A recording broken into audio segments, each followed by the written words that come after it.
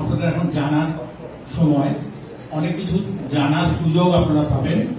আর কোন নির্বাচন এবারের মতো এত দীর্ঘ হয়নি, সেটা এই নিয়োগী সাহেবরা এখন হৃদয়ঙ্গম করছেন। আমরা জানি যে আমাদের যে পাঠ্যক্রমে ভারতের সংবিধান থাকে, সেক্ষেত্রে আমরা কিছুটা হয়তো 9-10-এ পড়েছি, কিছুটা আমরা পরিচিত। তোমরাও হয়তো সেগুলো সম্বন্ধে অবগত।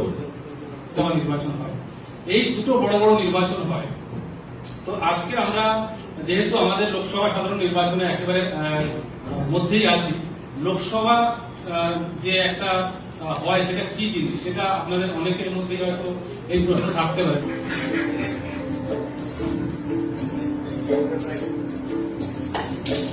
আগে ভোটার কার্ড দেবো, কালি লাগাবো, এটিএমে পছন্দের বোতাম টিপে দেবো,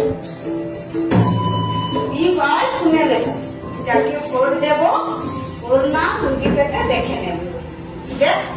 আজকে আমার মনে হয় যে তোমরা লাকিয়েস্ট পার্সনদের মধ্যে কয়েকজন যারা এখানে সরাসরি ইসিআই আধিকারিকদের সঙ্গে কথা বলতে পারছো।